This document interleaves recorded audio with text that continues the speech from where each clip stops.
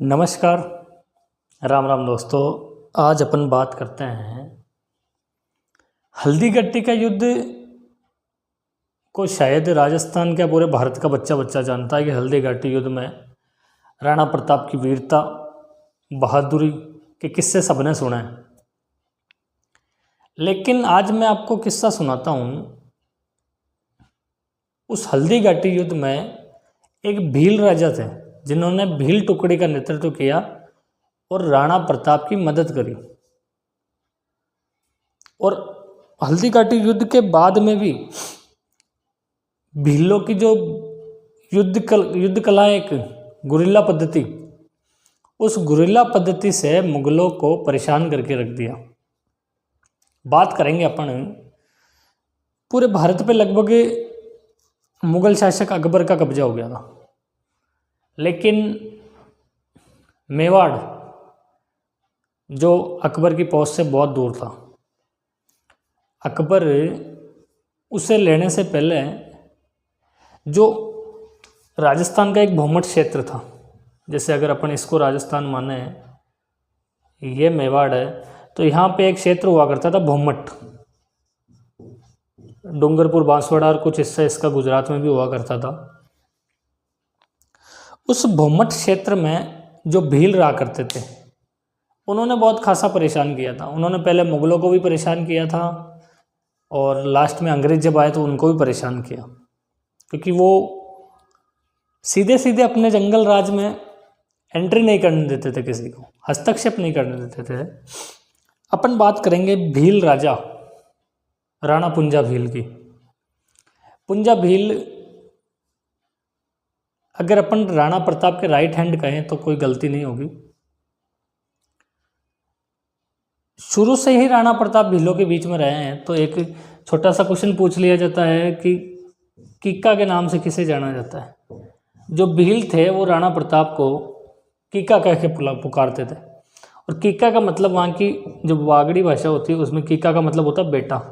यानी भील जो जनजाति है राजस्थान की, वो राणा प्रताप को अपना बेटा समझती थी। और भाई साहब, मैं पढ़ रहा था तो कई जगह तो राणा प्रताप को भील ही मान लिया जाता है, कि एक इतिहासकार ने नाम ना छापने की शर्त में बताया कि राणा प्रताप राजपूत ना होकर भील है। अपन उस कंट्रोवर्सी में नहीं पड़ेंगे। मैं बात कर रहा हूँ जब अकबर को पता था कि जो राजस्थान है उसमें जो राणा पुंजा भील है उसको अपने साथ में लेना पड़ेगा, तो अकबर अपने किसी दूत को वहाँ भेजता है भौमट क्षेत्र में, डूंगरपुर बांसवाड़ा में, और वहाँ जाके वो पुंजा भील से बात करते हैं कि हमें जब भी अकबर की ज़रूरत पड़ेगी किसी युद्ध में तो हम आपको याद करेंगे। तो पुंजा भील बोलते हैं, क्यों भाई, हम आपकी कोई मदद नहीं कर पाएंगे। क्या देख लो, इज्जत मिलेगी, पैसा मिलेगा, शोहरत मिलेगा, सब मिलेगा, डायमंड सोना चांदी जितना चाहिए सब मिलेगा, बस कभी गुजरात और राजस्थान में कभी ज़रूरत पड़ेगी तो आपको आना पड़ेगा भौमट वाले भीलों को। राणा पुंजा भील ने कहा, नहीं भाई, हम आपकी कोई मदद नहीं कर सकते, आपके लिए अच्छा होगा कि यहाँ से चले जाओ और अकबर को कह देना जिस दिन भीलों से टकराने की हिम्मत हो जाए उस दिन आ जाना।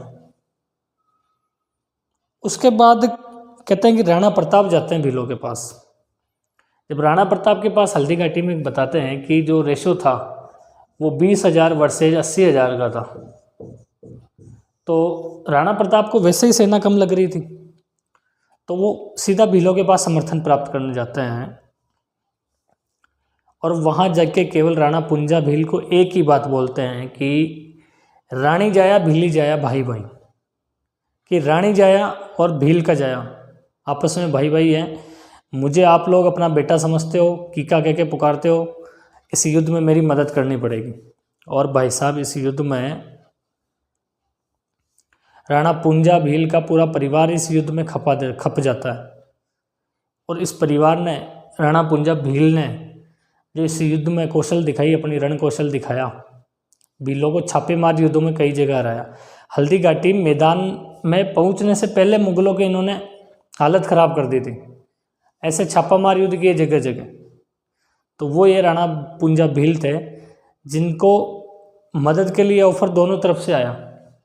अकबर ने भी कहा आप हल्दी घाटी युद्ध में हमारी मदद कीजिए, जबकि राणा प्रताप ने कहा आप हमारी मदद कीजिए।